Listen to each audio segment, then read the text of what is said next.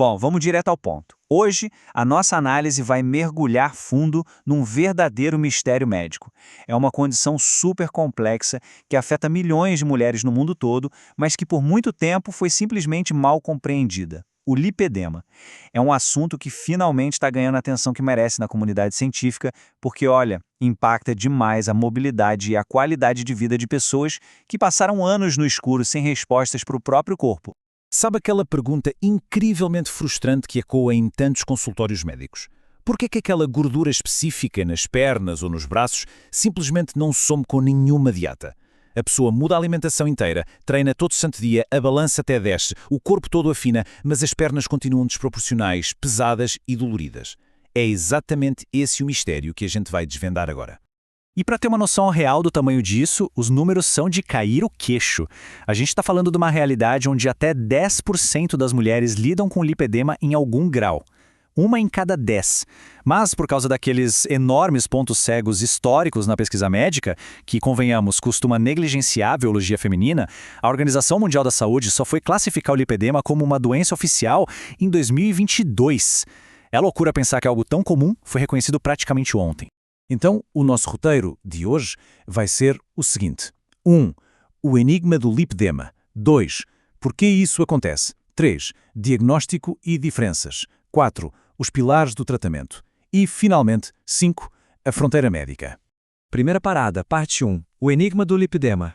Durante anos, o relato de dor e peso dessas pacientes foi descartado como se fosse só uma celulite mais forte ou obesidade comum. Mas os sinais clínicos contam outra história. O acúmulo de gordura no lipedema é sempre bilateral, sempre simétrico. Se você toca na região, dói na hora.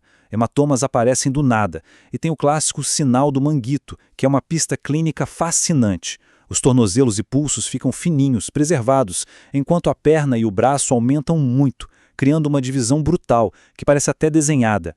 Indo agora para a parte 2, por que isso acontece? Bom, não é a falta de esforço na dieta, tá? A biologia por trás disso é uma mistura de genética com flutuações hormonais que criam um ciclo vicioso e impressionante. As células de gordura começam a se multiplicar sem parar muito antes de estarem de fato cheias. Isso faz com que elas liberem um monte de substâncias inflamatórias. Essa inflamação crônica acaba danificando os vasos sanguíneos da região e também o colágeno. O líquido vaza, o tecido fica todo espremido e com o tempo forma nódulos duros por baixo da pele que são pura cicatriz e fibrose. E olha que maluquice. Os médicos Allen e Hines, lá da famosa clínica Mayo, descreveram essa doença de forma técnica pela primeira vez em 1940, mais de 80 anos atrás. Saber que a literatura médica já tinha isso mapeado lá atrás torna esse atraso recente no reconhecimento global ainda mais absurdo. Mostra muito sobre o que a ciência decidiu ignorar por tanto tempo. O que nos leva à parte 3. Diagnóstico e diferenças. O que é super interessante de notar aqui é como o lipedema é completamente diferente da obesidade clássica. Confundir os dois só atrasa o tratamento e gera sofrimento. No lipedema, a gordura dói, é rigorosamente simétrica, poupa pés e mãos e não liga a mínima para a dieta. Já na obesidade tradicional, o acúmulo é mais uniforme, espalhado pelo corpo todo, geralmente não causa dor quando a gente aperta e, o mais importante, costuma responder bem quando se cria um déficit calórico no dia a dia. Outra confusão que acontece direto é com o linfedema, mas presta atenção na diferença. O linfedema tem a ver com retenção de líquido. Incha pra caramba as extremidades, como as próprias mãos e os pés, e frequentemente é assimétrico, afetando uma perna só, por exemplo. O lipedema é quase o oposto nisso. Ele preserva as mãos e os pés intactos, deixando eles de fora desse inchaço até os estágios mais críticos e avançados. E para entender como a coisa evolui se for deixada sem tratamento, a medicina usa os 4 estágios de Wold e Herbst.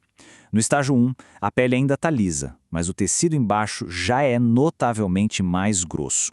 No estágio 2, a pele ganha aquele aspecto irregular, com módulos maiores, parecendo casca de laranja. O estágio 3 já traz grandes lobos de gordura e o contorno do membro fica deformado. E o estágio 4 é quando a inflamação afeta de vez o sistema linfático, culminando no temido lipolinfedema. É uma condição crônica e progressiva. Mas calma, que existe um caminho. Parte 4. Os pilares do tratamento. Embora ainda não exista uma cura definitiva, uma abordagem em várias frentes traz muita esperança e controle dos sintomas. É como uma orquestra, regida ali por cirurgiões vasculares e endocrinologistas, usando 6 pilares conservadores: adoção de dieta anti-inflamatória, exercícios físicos de baixo impacto, uso de compressão elástica, controle global do peso, fisioterapia focada em drenagem e o auxílio de medicações pontuais. Só que, dentro desse pacote todo, tem um item que é a regra de ouro: a compressão terapêutica. O uso de roupas de compressão de grau médico, como grau 2 ou 3, não é um acessório opcional. É uma exigência inegociável da terapia. Os dados mostram que, se não houver essa barreira física segurando o inchaço e a inflamação o dia todo, a dieta e a fisioterapia vão perder quase todo o efeito. É a fundação absoluta de todo o processo. E finalmente chegamos à parte 5, a fronteira médica. É incrível ver como a ciência farmacêutica ataca engrenagens super específicas da doença. O Daflon, por exemplo, entra para dar um suporte vascular robusto. A metformina age de frente combatendo a resistência à insulina. Já a tirzepatida, que é super inovadora, ajuda agressivamente na redução da gordura e no controle metabólico geral. E tem também os moduladores hormonais, tipo a gestrinona ou drospirenona, que entram para neutralizar de vez os gatilhos inflamatórios provocados pelo estrogênio. Tudo muito cirúrgico. E a cirurgia? Bom, a lipoaspiração tumescente é altamente eficaz para remover essa gordura doente que não responde mais, mas ela tem um momento certo para acontecer. A linha do tempo clínica é estrita. A cirurgia só deve ser considerada depois de um período mínimo de 6 meses de controle clínico conservador rigoroso. O corpo precisa estar desinflamado e preparado. Não existe atalho para uma intervenção segura. Resumindo toda essa ciência que a gente destrinchou hoje, tem uma citação direta dos especialistas que bate o martelo. O lipedema é uma doença real, subdiagnosticada e que merece tratamento multidisciplinar e individualizado. Essa frase afasta de vez qualquer estigma estético. É biologia, pura e simples. É inflamação crônica que exige muito respeito clínico e cuidado de quem entende do assunto. Para fechar a nossa análise, eu deixo essa reflexão no ar. Quantos pacientes a mais não poderiam ter a própria mobilidade e até a alegria de viver de volta se o foco saísse da simples culpa estética e fosse direto para o tratamento da biologia por trás de tudo isso? Espalhar conhecimento é o que realmente muda o jogo. Foi excelente explorar essas fontes e clarear esse mistério médico com vocês. Até a nossa próxima exploração.